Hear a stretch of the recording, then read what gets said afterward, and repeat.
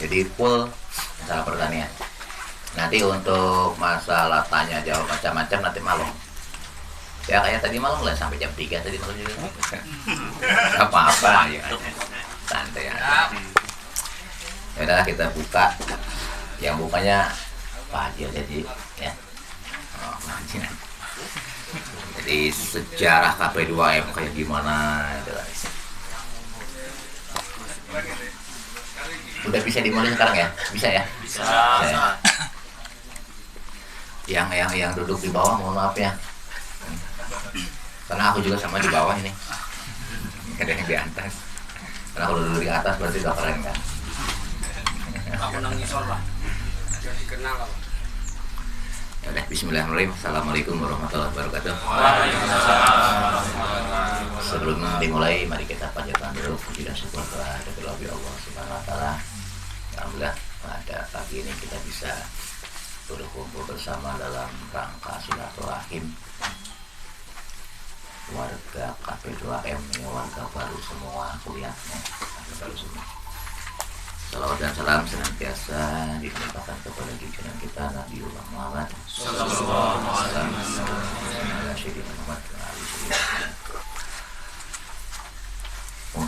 Mungkin perlu perkenalan enggak? Perlu ya? Enggak usah. Masa nggak kenalan? Langsung. Nggak punya HP ya? Lu sok Ustaz Somad beneran gue. Ya apa kenalin ya. Gini, kebetulan ya sama teman-teman Supanci itu juga pandemi gitu ya. Kita bikin komunitas diawali tahun 2005. Dulu namanya JKMP 4. Jaringan komunitas petani peternak mandiri dulu namanya itu ya. Seiring waktu tahun 2018 kita ganti namanya jadi KP2M. Jadi komunitas petani peternak mandiri. Ya kita nggak usah terangin sejarahnya kenapa harus ganti ya. Pokoknya sekarang ganti nama aja. Gitu. Tapi ya orangnya sama ini juga kok gitu ya. Alhamdulillah yang sudah terbangun itu ada di 17 provinsi. Waktu zaman JKP 4 sudah ada di 29. Hampir seluruh Indonesia. Tapi karena banyak faktor X dan lain-lain, akhirnya kita ubah jadi KP2M. Yang KP2M sekarang yang sudah isinya menurut ya arah resmi ya. Itu kepengurusan ada di 17 provinsi. Tapi setiap provinsi pun belum full. Setiap kabupaten belum ya. Kabupatennya baru sekitar 39 untuk KP2M. Kalau anggotanya habis Indonesia ada, tapi yang resmi kepengurusan maksudnya gitu ya. Dan baru 39 kalau nggak salah ya kabupaten. Dan kebetulan pusatnya di sini. Ya. Kalau untuk yang Jawa Barat rencananya ada di sana di Agustus ya. Untuk yang KP2M Jawa Barat. Pusat insya Allah sini.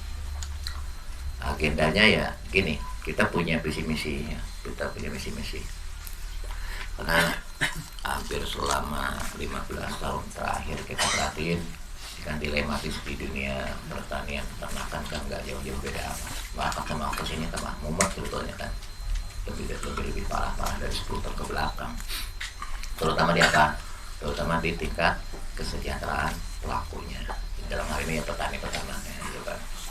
Entah masalah pasarnya yang nggak jelas lah, entah termasuk malah di produksi pun bukannya tambah bagus malah tambah turun kan itu salah satu. Dulu ketika tahun 2005 ya rata-rata umum 78 ton tadi masih dapat, sekarang 56 aja udah sulit gitu kan. Ya makin faktornya banyak lah ya. Termasuk salah satunya dari tingkat persuburan tanah udah semakin menurun lain-lain gitu kan. Ini tak pikir ini bukan tugas siapapun, ya tugas kita semua untuk bisa gimana caranya kita petani peternak Indonesia bisa berdaulat ya, bukan sekadar merdeka, kita benar-benar bisa berdaulat. Artinya dari A sampai Z kita sendiri adalah pelaku utamanya ya. Dan insya Allah sebetulnya ini pasti bisa, tapi ya untuk bisa berdaulat tersebut kan perlu sokongan segala macam termasuk teknologi dan lain-lainnya. Karena kalau kita berkutat dengan pola-pola lama tanpa ada pembaharuan ya semakin rumit. Sementara pesaing-pesaing kita entah di dalam negeri sendiri entah di luar luar negeri. Contoh kecil gini aja lah. Terakhir itu kemarin masuk data ke kita yang tertinggi sekarang untuk produksi padi dipegang oleh India 24 ton satu hektar. Indonesia masih berkutat di 5-6 aja kan. Ini kan tersiok-siok banget, baunya luar biasa kan gitu. Padahal dulu mereka belajarnya di kita gitu. Baik Vietnam, baik Thailand, itu semua belajar dari Indonesia. Terus gurunya kayak begini kan nggak lucu ya. Serius loh ini. Padahal kalau kita bisa minimal sama, kenapa? Karena setelah pelajari ada satu karakter sulit menerima pembaruan. Itu aja sebetulnya jawabannya. Ya. Ketika ada yang baru bukannya diterima malah rame-rame di. Nah, ini yang harus kita rubah itu kan. Melalui siapa? Ya melalui kita sendiri. Ya. Jujur aja aku senang lah kayak ketemu begini. Ini apa? Ini calon-calon pembaharu nantinya kan. Dengan pengembangan keilmuan yang sekarang kita kembangkan.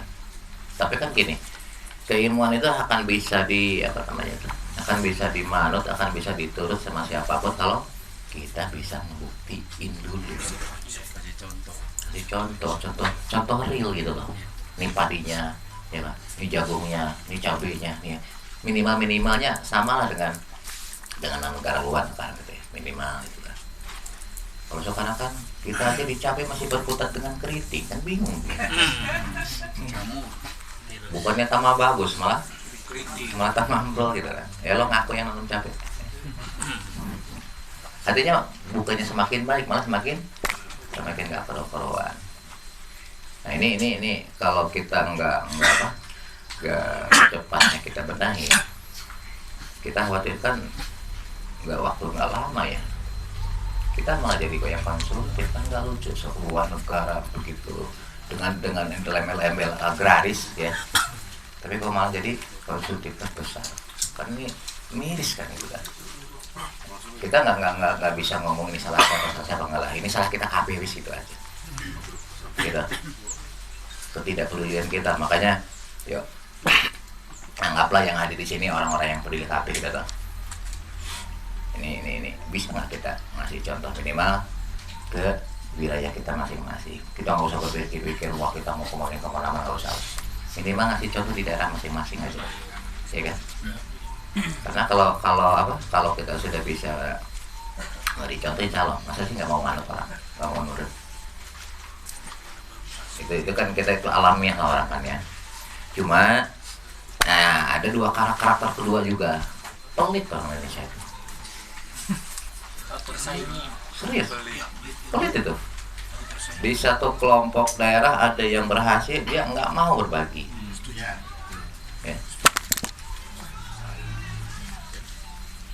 Assalamualaikum mabuk loh sih itu. Jadi kita nggak usah ngomongin orang, kita kasih contoh aja ya. Dan selama inilah yang aku kasih contoh ke orang-orang ya. Artinya yowis kita berbagi aja, nggak usah takut kok. Malah ketika semakin banyak yang ikut dengan kita itu kan nanti kan terbuka peluang pasar, peluang produksi, jelas semuanya udah tinggal dimanage dengan benar selesai ya. Jadi bukan berarti gini. Jadi jangan sekali-kali kita punya pemikiran aku harus berhasil habis itu apa bermain sendiri. Itu jujur aja lah, berat loh. Awas loh, apapun agamanya endingnya sama loh ya. Kita kan jangan cuma sekedar di dunia aja, kita besok mau balik ke akhirat ya. Saat kita punya sesuatu nggak kita kasihin, lah besok kan bertanggung jawab kan itu ya. Pasti semua udah paham lah itu ya. Ya minimal ketika kita ini ada kesempatan, kenapa enggak kita jadi apa? Jadi pelopor ya. Untuk apa? Mengembalikan kedaulatan pangan. Kita sebelumnya dulu pernah kan sampai tahun 86 pernah. Bukannya tambah bagus, alhamdulillah sekarang tambah ambruk kan itu. Ya. Yang paling pokoknya lagi satu. Coba antum perhatiin semua. Yang kuliah di Fakultas Pertanian aja sekarang belum tentu mau terjun ke pertanian. Kan lucu ya. Kenapa? Karena satu hal, tidak menjamin, ya kan?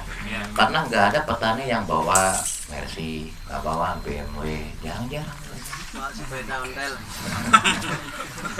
Tapi kalau kita bisa ngebuktiin apa, bahwa jadi petani peternak sebetulnya bisa kaya, bisa makmur, insya Allah. Nggak diajak anak muda kita, generasi muda kita, insya Allah makmur. Ini sekarang riskan loh. Aku nyari tukang tandur aja sekarang susah ini tandur. Ya. Kenapa? Ya, karena nggak realistis masalahnya sih. Dan itu nggak bisa salin juga kalau anak-anak muda sekarang nggak mau terjun ke pertanian. Wong nanam padi satu hektar untuk cuma 15 juta. Iya. Itu pun kalau panen. Artinya apa? Nah inilah tugas kita buktiin. Kenapa? Karena kalau kita nggak perhatiin ya, pelajari. Maaf ya, sambil ngerokok ya.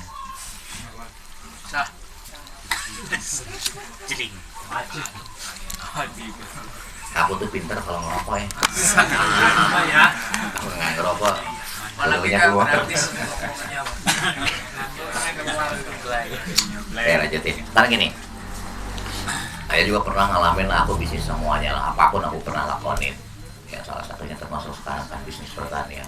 Ternyata setelah tak lakonin, mau aku pernah main ya di IT juga aku pernah, ya, di elektronik aku pernah, di meubiler aku pernah. Pokoknya hampir semua lah, semua usaha pernah tak lakonin. Ternyata bisnis pertanian yang luar biasa. Kalau ngerti, maksudnya gini. Ketika ayah jualan dulu, aku punya toko komputer ya. Itu sehebat-hebatnya, untungnya dengan modal misalkan anggaplah zaman waktu itu aku masih Kortudo aja kan. Itu untung segede-gede cuma 100.000 Pak satu laptop. Dengan modal 4 juta. Tapi aku nanam cabai modal 70, aku dapat 400 juta loh Pak. Dari segi bisnis nggak bisa tertandingi loh sebetulnya pertanian itu hitungannya, ya kan? Nggak ada orang jadi rate aja paling tinggi 20% kok. Iya kan?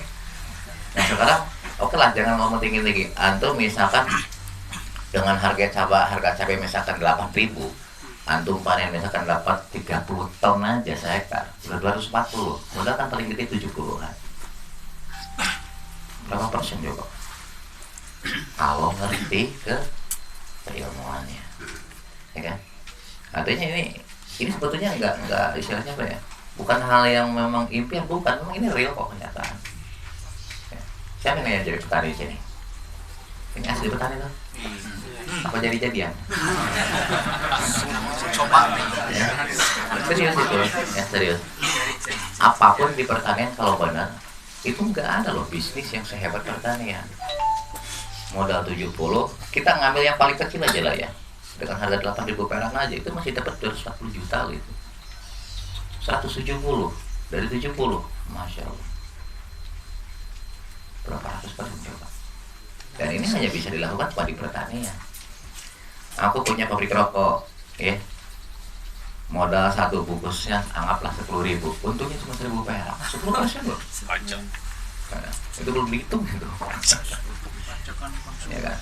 Itu satu. Kita juga punya kecil semuanya tuh, nilainya kecil. Jadi secara bisnis mau besar semua kalau dibandingkan dengan di pertanian. Luar biasa, bisa sampai 400% pertaniannya. Ya, tapi permasalahannya satu, bisa nggak kita budidaya yang benarnya? Anggaplah budidaya udah bisa benar, ada lagi masalah yang kedua, bahkan masalah pokok, bisa nggak kita masakin? Ya. Nah ini yang ingin kita bangun dengan komunitas ya, dengan KP2M. Kita ingin bermain dari hulu ke hilir. Contoh nih simpel, ini kalau mau, tapi ya seharusnya mau loh ya. Harusnya mau. Ini Ini kan kayak konsepnya, ini rencananya kita bikin rumah makan di sini, ya, bikin rumah makan. Aku sebetulnya ngapain juga sih aku bikin sebetulnya, tapi hanya ingin ngasih contoh toh sebetulnya ini. Konsepnya begini Pak. Ini bagi yang pernah bermain, pasti permasalahan sama. Saat kita panen apapun, ketika kita harus menjual ke pasar bebas, siapa yang nentuin harga? Pasar. Orang lain, pasar, ya kan? Dan kita nggak bisa nyalahin mereka, salah sendiri. Nah, ini konsepnya sederhana nih. Aku mau ngasih konsep sederhana sebetulnya, makanya sengaja aku di sini kumpulinnya. Gini, saat misalkan nih ayah bikin rumah makan di sini, ini nanti konsepnya untuk khusus bebek sama ayam, ya. Target kita nggak muluk-muluk. Sehari aku harus menjual 100 ekor titik, nggak boleh nawar atau gitu. Sama yang ngurus nanti, pokoknya harus bisa mengeluarkan 100 ekor bebek sehari. Terserah mau jadi bebek geprek kayak bebek apa kayak gitu, bodo amat. Yang penting harus keluar 100 ekor. Sekarang pertanyaannya, anggaplah di sini, anggap nanti ini brandnya nanti ini sini ada opor bebek ya, yang gitu kan. Aku pengen nanya, hari ini, besok, lusa, seminggu yang akan datang, ketika sudah menjadi satu porsi opor bebek, harganya berubah banget? Enggak lah, sepiring segitu aja. Oh iya. Porsi. Satu porsi makanan, misalkan nasi sama opor bebeknya, kan masa hari ini jual 15.000, besok 20, besok 25, karena murah turun lagi 12.000. Enggak toh. Orang kita jualan di pecel lele aja tetap aja 22.000 seporsi.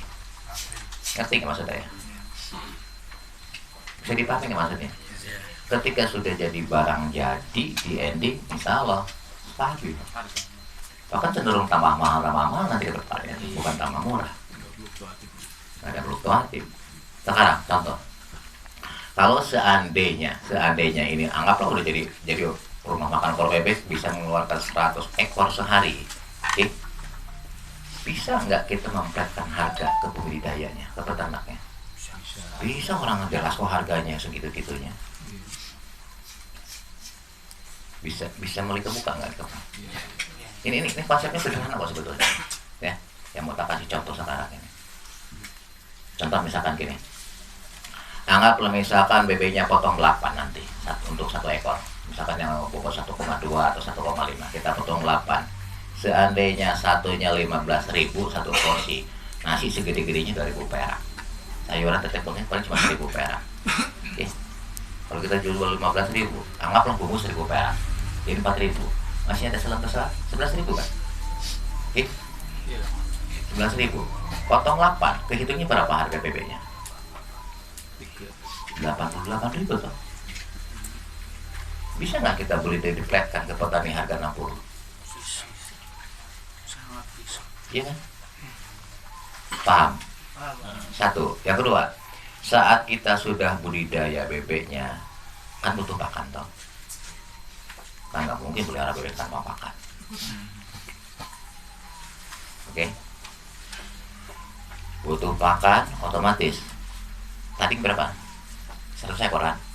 100 ekor berarti sebulan kebutuhan 3.000 ton. Kalau seandainya bebek FCR-nya anggaplah standar umum 1,5, berarti harus bikin berapa? 4,5 ton. Hanya untuk bebek pasokan buat warung di Saung Repong aja. 4,5 ton kebutuhan pakan itu kan 50% kan jago. 2,4 ton. Pipil kering kadar air sekitar 14. Itu didapat dari berapa? Dari 1 hektar loh itu. Oke. Umur jagung 120 hari. Ya harus dikaliin, orang di sini juga peliharanya tiap hari tuh jualannya. Pelihara bebeknya juga tiap hari. Gara-gara warung di sini harus nanam 120 hektar. Apa? Jagung. Ngeri nggak itu? Ngeri. Siap. Sederhana loh. Ini konsepnya sederhana. Oke. Bayangkan kalau tiap desa warungnya 1.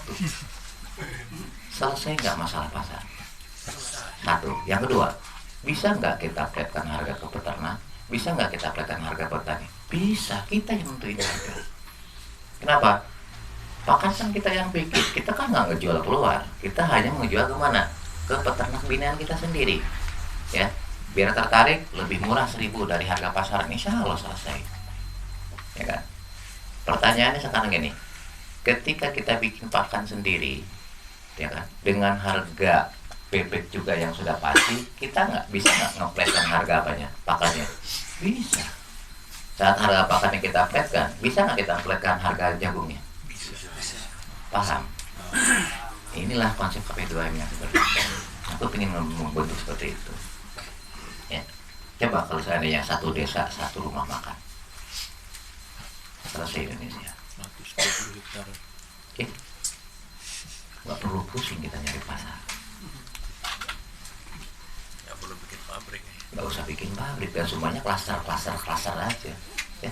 Artinya klaster itu gini, kebutuhan yang dibikin di ini desa Mang Jaya namanya, ya. Misalkan yang di budidaya tadi berapa? 100 kan? Bikin 30 kandang dong, ya kan? 30 pakan bisa nggak kita hidupin di situ usahanya? Satu rumah 100 kandang, 100 ekor. Berapa banyak orang yang bisa hidup dari satu warung ini? Petaninya 120 hektar untuk 1 tahun itu loh, ya. Oke, kan nggak mungkin juga orang Indonesia punya masing-masing 1 hektar, jarang lah, ya. Per 5. Anggaplah 4 orang aja lah 1 hektar itu, 480 kakak bisa kita hidupin dengan harga yang jelas. 30 peternaknya bisa kehidupin. Itu baru jagung loh, harus ada padi, belum tepung ikan, bisa kerjasama dengan nelayan. Ini ngeri loh ini. Tapi kan ini nggak bisa dijalankan sendiri. Harus apa? Harus ada sebuah wadah yang ngatur memilih ini semua, ya. Nah, insya Allah ini KP2M harus bisa kayak gitu. Jadi bermain dari hulu ke hilir. Teknologinya kita sudah ada, ya. Dan insya Allah bisa artinya bisa bersaing lah dengan teknologi yang lain. Oke. Kesimpulannya apa? Di sini sebenarnya aku cuma mancing aja itu masalah gini. Ini sebenarnya ini loh intinya yang aku ingin ngomong. Oke. Karena kalau di medsos susah ngomongnya. Pulang dari sini, yuk kita bikin konsep. Mau apa sih? Ya. Insya Allah kita bisa jadi raja loh besok. Kenapa? Tapi kita jangan bikin skala raksasa, nggak boleh klaster aja. Tapi dalam wadah kita sendiri, nggak bisa ditebang orang. Siapa yang mau tebang? Mohon maaf ya, kita agak sedikit kasar mungkin bahasanya. Mau ditutup keran entenya, jagungnya, bodoh amat orang kita nanam sendiri. Mau ditutup pabrik pupuknya, bodoh amat kita bikin sendiri kok. Gitu. Nggak ada yang bisa nebang kita. Dikritik. Oke. Bertiga. Kenapa? Karena kita punya teknologinya semua, tidak tergantung teknologi punya orang. Sudah mulai kebayang nggak? Jangan sedikit, banyak. Oke, itu konsep sederhana loh sebetulnya.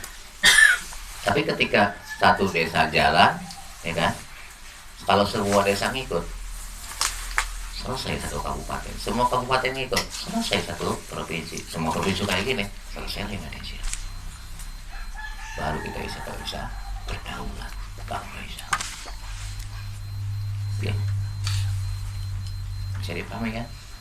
Kalau perlu pasar, kita door to door kalau perlu. Apalagi dengan zaman sekarang kan, dengan GoFood-nya lah, dengan anunya. Kenapa? Karena satu potensi yang nggak akan pernah hilang, bahkan sama banyak apa? Pangan. Semakin banyak orang lahir, semakin banyak kebutuhan. Ya kan? Saat kita bisa ngasih pangan, insya Allah kita jadi raja loh besok. Mungkin 5 tahun yang akan datang. Amin. Kita jadi raja. Kenapa? Sehebat apapun teknologinya, orang nggak makan ya nggak bisa. Ya. Tapi jangan berwacana apa? Gue jadi petani, nggak bakal maju. Kita harus jadi pengusaha pertanian dalam sebuah wadah yang jelas. Insya Allah. Dan nanti masing-masing spesialisasi aja. Udah, antum mau apa? Bagian di jagungnya, udah. Seumur-umur kita dalam jagung aja. Siapa yang mau bikin pakannya? Siapa yang bikin? Kita lagi bagi. Profesional aja. selesai Indonesia lo bisa lo. Gak butuh waktu lama itu. Ya. Nah sekarang pertanyaannya, jenengan mau apa enggak mulai kayak begini gitu loh. Kalau mau, ayo. Mumpung ilmunya ada. Mumpung yang kasih baik orangnya gitu ya. Lo besok-besok kalau udah klik gimana, ayo. Ya, artinya apa? Nggak ada kata terlambat lah ya. Kita bisa mulai dari sekarang. Tapi ya tentunya apa? Ini harus betul-betul profesional. Ketika kita mau melangkah seperti ini, mau nggak mau keilmuannya harus punya dulu. Karena nanti jadi pincang. Awas lo, hati-hati. Saat kita di sini udah jalan rumah makannya butuh 100 ekor bebek sehari, yang budidayanya nggak bener, wassalam, mumet nanti. Begitupun sebaliknya. Saat yang nanam jagungnya belum bisa, belum benar, wassalam, bahkan nggak normal nanti pasokan. Artinya apa? Ini semua stakeholder harus siap. Di bagian budidayanya siap, di bagian pakannya siap, di bagian peternaknya siap, termasuk di endingnya bagian pemasaran juga harus siap. Konsepnya sederhana, prakteknya nggak sederhana. Kenapa? Kita harus membentuk SDM-nya dulu. Ya. Nanam jagung aja kemarin belum pada bener kan? Artinya apa? Tetap kita harus belajar dulu di konsep budidaya di bawah. Ya. Kalau menurut jalan salah, ya begitu rumit-rumit tanah. Cuma gini, sebuah keilmuan itu kan nggak bisa cuma sekedar dibaca, harus dipraktekkan. Walaupun yang ditanamnya sama, yang dibudidayakannya sama, ketika lain daerah, Indonesia kan ini kan masalahnya kan beda alamnya kan dengan ini. Ya. Belum tentu SOP-nya bisa disamakan. Walaupun yang ditanaminya sama. Ya.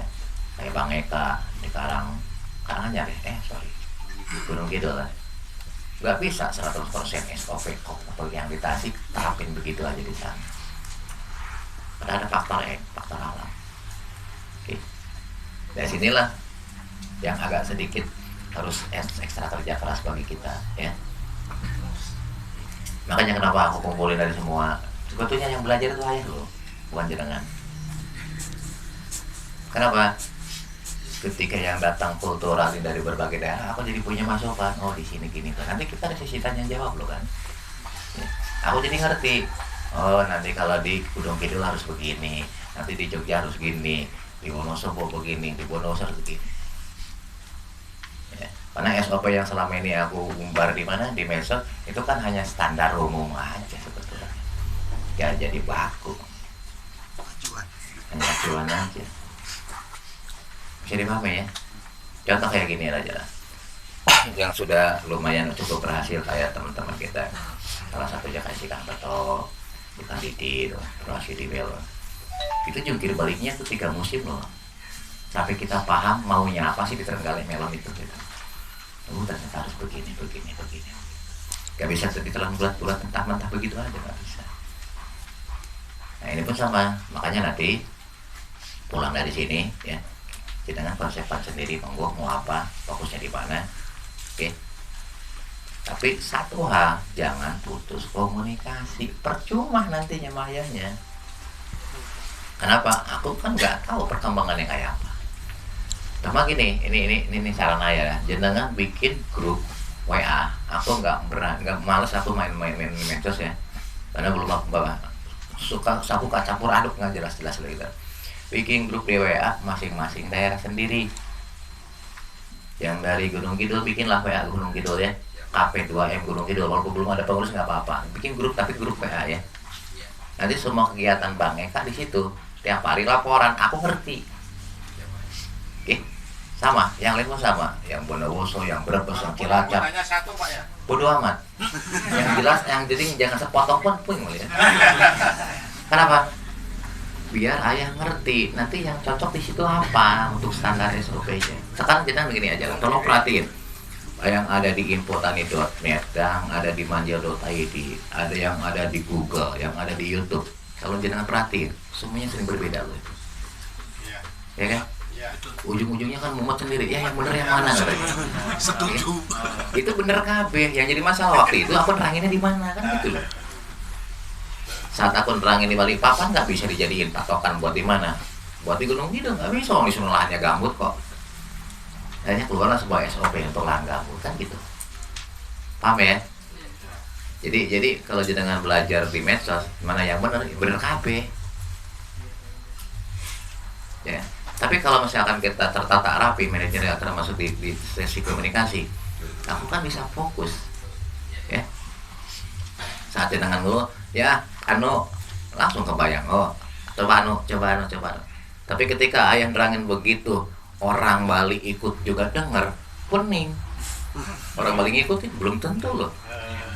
Efeknya jadi apa? Jadi bumerang nanti. Yalah, ternyata polanya nggak benar. Padahal aku lagi nerangin untuk Gunung Kidul loh ini. Paham ya? Makanya jenengan nanti bikin aja grup WA masing-masing ya, masing-masing wilayah, jangan sendiri-sendiri. Ya.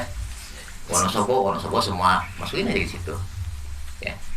Terus apa yang dibudidayakan nanti laporan tiap hari. Mau semenit, mau 2 menit terserah. Ya. Yang paling baik dalam bentuk video nanti. Video langsung. Cuma waktu laporan usahakan kameranya paling bagus. Sering kejedot aku. Ih serius loh. Contoh kemarin yang kita di Ungaran ya, yang di Semarang. Ya, ini kasusnya kenapa? Divideoin. Atau aku bilang gini, karena kan di situ kelihatannya ke kuning-kuning kan. Nah, udah, wes genjot asam amino sama RP, dosisnya tambahin 1,5 kali lipat. Begitu besoknya laporan, ya kok kosong. Ternyata apa? HP-nya jelek, padahal hijau. HP-nya lihat, ini kadang-kadang yang bikin bingung juga sebetulnya. Akhirnya ujungnya berdosis. Gara-gara apa? HP-nya jadul. Jadi yang di videoin sama dia kelihatannya kuning di HP-ku gitu loh. Kamera jahat. Akhirnya aku salah ngasih solusi kan. Golkar itu. Gak artinya, tapi itu kan nilainya kecil lah ya, nilainya kecil. Yang penting komunikasinya, ya. Biar nanti akhirnya setelah minimal 1 musim ada 1 standar SOP baku untuk daerah jenengan sendiri. Jadi yang belajar sebetulnya ya melalui jenengan, biar aku ngerti di mana, ini apa. Walaupun yang budidayanya, yang budidayakannya apa sama. Oke. Insya Allah kalau grup AP2M sekarang itu untuk murah-murah aja. Tanpa itu jenengan nggak kesini loh. Iya. Betul. Ya kan? Untuk mancing-mancing aja. Tapi yang paling pokok apa? Nanti bikin khusus. Oke. Ini judul-judulnya HP harus 5 kayaknya neta. Mungkin sebaiknya itu ya, Telegram ya. Rumit. Rumitnya ketika Telegram yang masuk lain daerah pusing juga aku nantinya. Ini khusus zone aja tiap daerah. Ya. Spesifik Tasik aja anggotanya. Nggak boleh masukin orang lain. Maksudnya umpamanya kalau saya di Madiun gitu ya. Oke. Ada grup teman-teman yang pengen belajar KP2M terus nanamnya ini gitu kan. Terus, tapi hanya orang Madiun tok. Oke. Konsultasinya Ya di grup WA itu nanti aku ayahnya masukin lah Madiun dengan ke situ. Ya iyalah, aku kan nggak dukun lah. Jadi nanti jenengan bikin grupnya, ayahnya tarik sama jenengan ke grup itu. Jadi aku tahu sendiri kan. Ya kalau aku yang ngerti masukin ngerti apa? ini gurunya belum nurunin ilmunya, yang dukunnya belum. Makanya aku nggak ngerti kalau nggak ada. Paham ya? Sampai situ. Enggak, kita belajar konsep dulu lah. Biar apa? Biar ada keterlanjutan, kesinambungan apa? Ya share keilmuannya ya. Ya bareng-bareng lah. Dengan begini, aku jadi ngerti masalahnya apa solusinya nanti kan. Kalau sifatnya umum, semua dimasukin setiap daerah kan, ya nggak bisa juga sih. Dulu kita bikin grup di Facebook, anggotanya sampai 900.000 loh. Malah aku tambah pusing gitu. Campur. Ya kan? Ya se-Indonesia lah. Yang ini lahan ini, akhirnya mumet. Ujung-ujungnya malah jadi bumerang. Apa? Orang kalau nggak sabaran, ujung-ujungnya apa? Halah, kan gitu. Ya kan? Dan itu untuk kembalikan lagi semangatnya, itu beratnya luar biasa, susah bina lagi sampai dia punya termotivasi lagi ya. Makanya habis dari pengalaman itu, jangan besok bikinlah grup, walaupun isinya cuma 1 orang nggak masalah tuh. Oke ya, Bill. Ya. Insya Allah. Walaupun kerjaan lu pasti nambah lagi banyak ini urusannya, melototin HP terus entar. Gak apa. Jadi jangan dulu keburu-buru pengen bikin kepengurusan, nggak usah. Ya. Yang penting buktikan dulu dasar keilmuannya, sudah memungkinkan. Kenapa? Jujur Pak, ngajak orang ketika belum ada bukti, alah sampai berbuih mulut itu susahnya minta ampun. Bener ya, sampai cuel bibirnya. Nah, iya itu. Sampai rompal.